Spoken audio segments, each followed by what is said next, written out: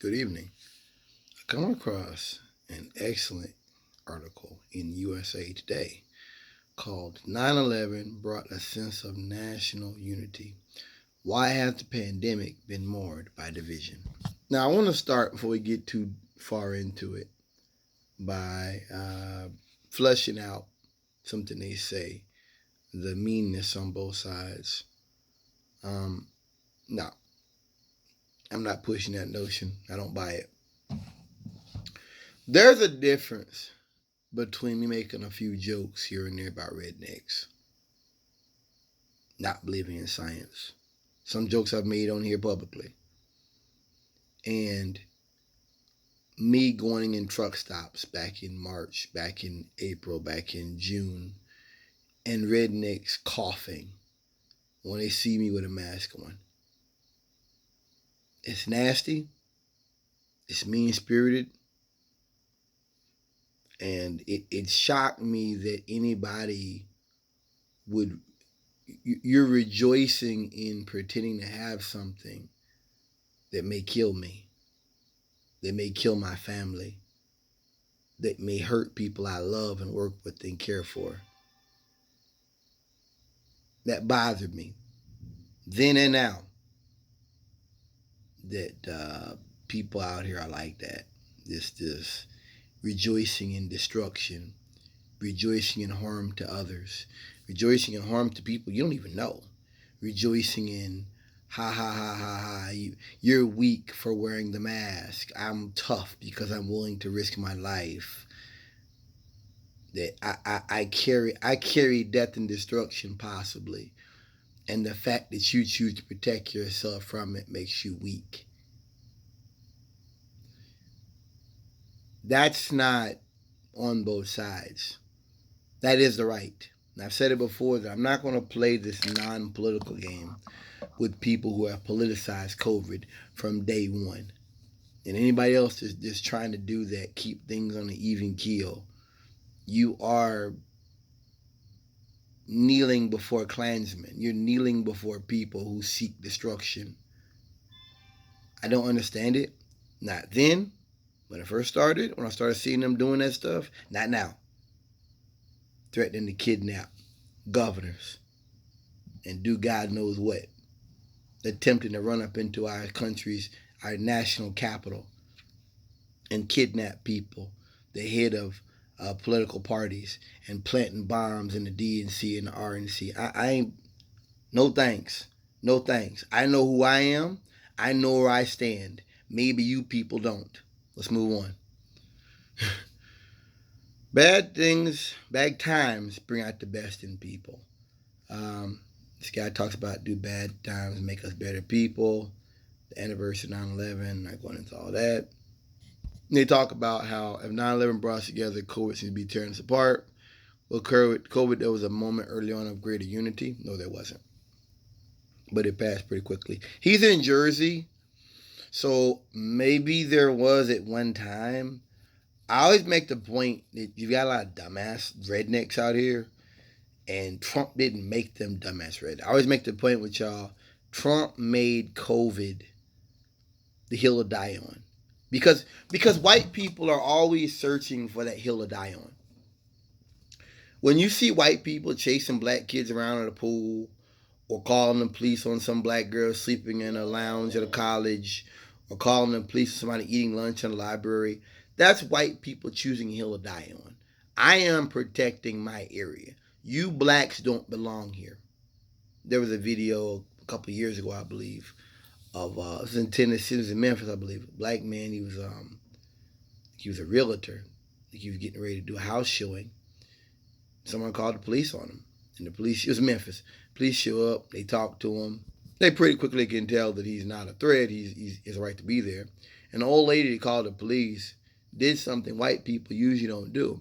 She came out to the cops. And the cops told her, like, no, he's got a right to be there. And she was like, get him out of here. Like, no, he's got a right to be there.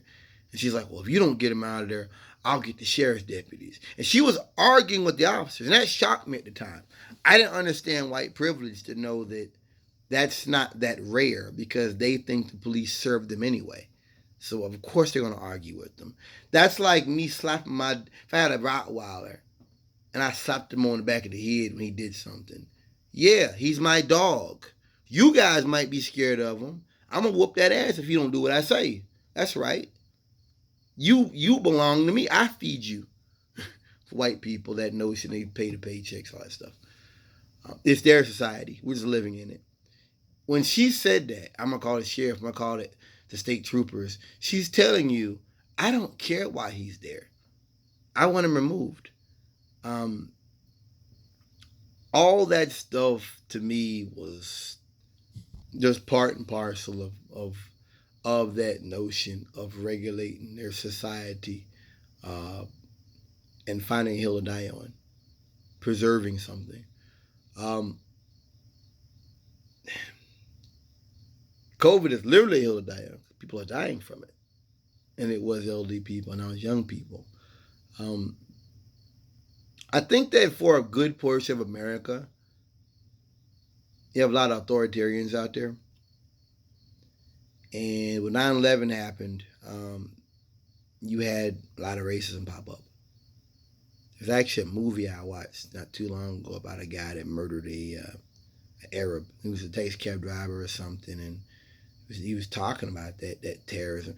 And it's crazy because kids can watch the movie today and be like, well, that's crazy. I remember how it was. There was a lot of racism back then towards Arabs.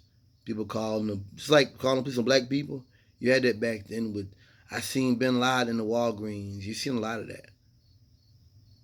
I think that you have that mindset still around, and I think that mindset played a part in going to get revenge for the firefighters and for the because America's always searching for a monster. They're always searching the world for a monster, searching the world for somebody to attack, somebody to take over. It's like I learned this with trucking that there's this like joy and virtue and values in like the military, and not in like let's build a society where so many people aren't homeless and people aren't in danger of falling through the cracks, and where there isn't a stigma against mental illness. And I've talked to me about Chris Benoit and other people that have been in mental illness. That who knows if our culture was different, they might have got help. They might have been like, hey, I need to get help. I need to get out the ring. I need to get help before I murder my entire family. Instead of us building a society about that, it's just like rejoicing in militarism. Like they're searching for the hill to die on. They're searching for that battle. There's always another battle. There's always someone out there to fight that's thousands of miles away. And I've just learned over the years, not saying people like they don't exist, there's problems in this country that should be dealt with, should have been dealt with, and haven't been. There was always this militarization. And that's to me what 9/11 was. 9/11 was that there's an enemy to fight. You know, because one thing I learned with survivalism, when I got into it years ago, for me it was like I feel now, there will be an economic collapse at some point. There will be a major pandemic at some point. Climate change is getting worse. I was just learning about that back then, just kind of figuring things out then. For them, there's always this suicide bombers are coming to America. The Russians are going to start hitting airports. They're going to start invading. I didn't really get that. I just back then just thought like, okay, difference of opinion. No, there is a white supremacy thing in survivalism. I hate to say it. I wish it wasn't the case because I think that to be on the left at this era and juncture in time, you have to be a survivalist. That's like being a firefighter and not knowing to stop, drop, and roll when you're on fire. That's like being a police officer and not knowing how to deal with a gunshot wound or basic wounds. You know what I mean? Like these are things that you're probably, if you do this and you believe in this profession, then there's things that come with that. You know, you have fire extinguishers in your car and things like that. For me, that's what 9/11 really was. It's playing into that fantasy. Now we know the war in Iraq, the war in Afghanistan. These were wars based on lies. I talked about that extensively on here. That it's not that people in Afghanistan said they would not handle Bin Laden. They said prove Bin Laden did it, and were invaded. Just like with Saddam during 9/11 during Desert Storm, the woman was a secretary of something that he spoke with. She was like very lackadaisical as far as him leaving Kuwait. And then you saw them bring the incubator babies out. That the Iraqis are killing babies and never happened. Complete lie. I think that they've always played up the monster. They've always played up this threat, and I think that that's what, like I said, we know most of the hijackers were Saudis.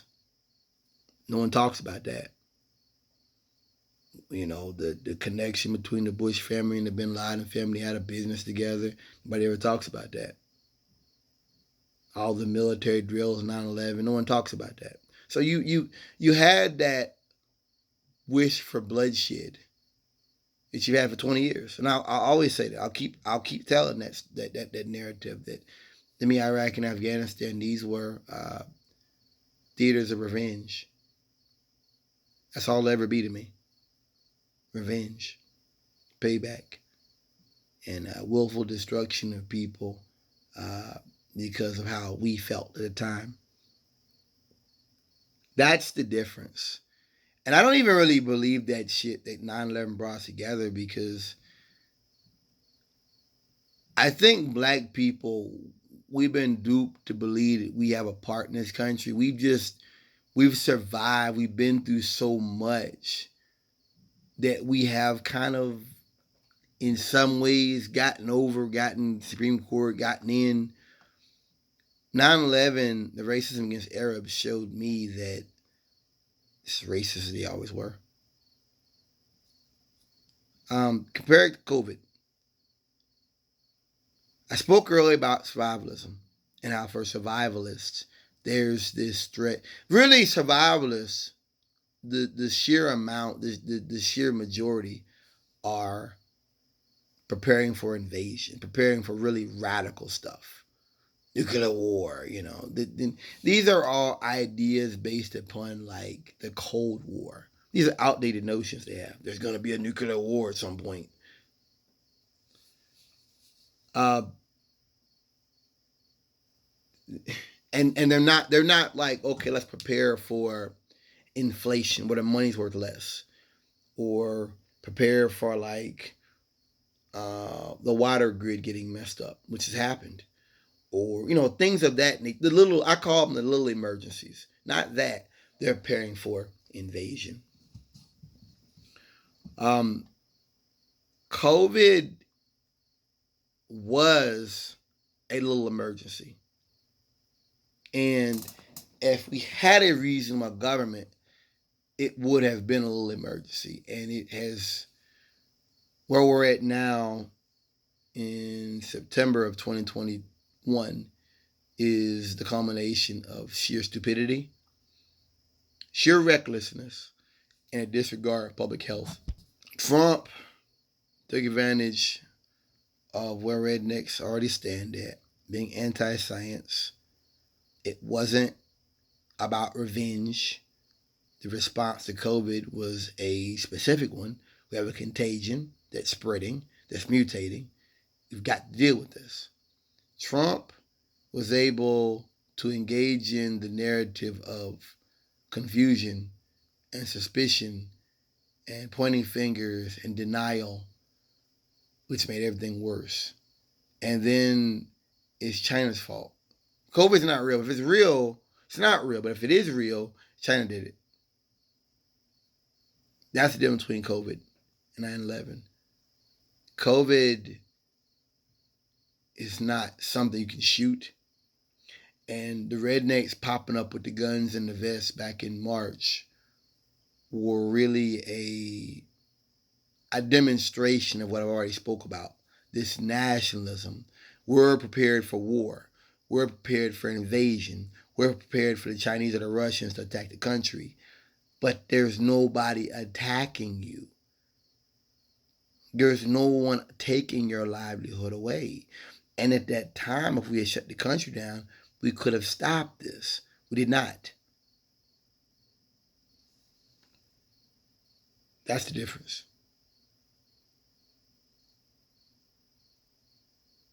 As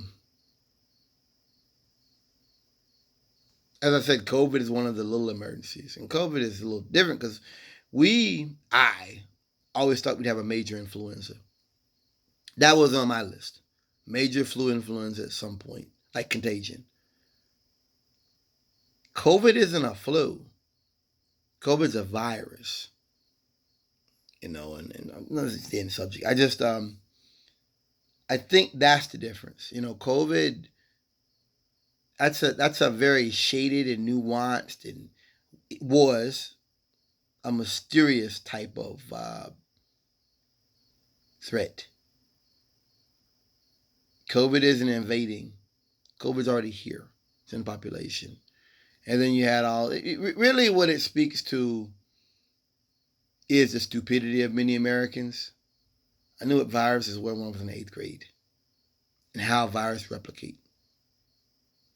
I don't know. I just think that that's the difference between COVID and 9/11. It is American identity. Well, I mean, I also don't like the idea that it takes war to bring us together. That isn't good either. I know Michael Brooks always spoke that many of the triumphs of the civil rights movement of black people in specifics in the civil rights movement have been for war. That if you go back and you look at the civil rights bills LBJ passed, those were wartime bills. I think people want to believe that like things got better for black people, like just spontaneously. It's not what happened. It speaks about being at a time of war. That when you had the 2V double V, I think that was Henry Wallace. He was the vice president of FDR. It talks about victory against fascism abroad, and then a victory against fascism at home. There was a recognition back then you had to do things for the people. That people might fall into communism, socialist propaganda, Bolshevik propaganda.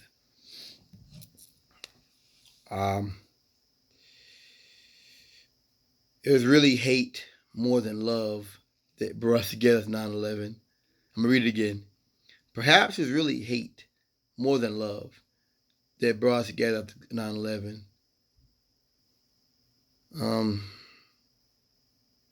Once again, I'm never going to push this narrative or put it out there that people who don't wear masks are the same as people who are telling you to wear a mask. It's the same argument. Because if you don't want to wear a mask and get a shot, you don't have to go to stores. I don't go out often now. You don't have to go to Applebee's. You don't have to go to Walmart. Nobody's making you go there. And if they have rules, I'm going to end on this. Before COVID happened, there was a series of black men being arrested. The white folks calling the police on them. One was at a Starbucks. And I remember I was reading on Reddit, people talking about it. And that they asked you the restroom. They were waiting for a white man. They were doing a meeting or something. And the manager, when she told them you can't go to the bathroom, the restroom, not being a customer, she was calling the police right then. And this guy on Reddit was like, I'm so tired of these thugs. They just want to talk back and make a big scene. Everybody on there was like, dude, that's not what this was. That like when when she, I don't know if it was her or someone there was telling them you can't use the restroom without paying, she already had the 911 on the phone. Yeah. On the video, they weren't rude, they weren't loud, they weren't threatening or anything. She didn't want them in the restaurant because they were black. Period. And you know what guys when they're talking about people had meetings in there all the time. This lady said she used to meet with like juveniles, I guess like that was her job, a case manager. And she'd have a coffee, she'd buy a couple of coffees and be in there for hours. No one said anything. Because she was white. And the guy was denying it. I don't believe it. That's what racism is. You often can't believe it. That's what we deal with. You don't see it coming. I spoke about the different other cases. You don't see it coming. The girl taking a nap in the lounge at the college campus. She didn't see it coming. She wasn't out here doing anything. I just think that COVID was really representative of the idiocracy, movie Idiocracy, the era we live in of just rampant stupidity, and a rejoicing in being stupid, and a joy in anti-intellectualism, and this mockery of the effete intellectual, this mockery of I'm stupid, and you should respect me for being stupid. Even though people who have been to college and been educated in these issues are telling you the opposite, you should respect me because I'm stupid. And even if I die, I'm going to heaven. And all these people out here that are giving you warnings, they're not going to heaven. So what's the big deal? I may die of COVID, but guess what? I'm going to heaven, and it's probably China's fault, right? Their ideas, their ideology has gotten people killed. Mine doesn't. I don't want anybody to die. I don't wish anybody to use my narrative to do any harm to anybody. I wish for a better world. And in a better world, we deal with crises with reason, with logic, and with deliberation, and not with a joy in being stupid. Thank you for listening.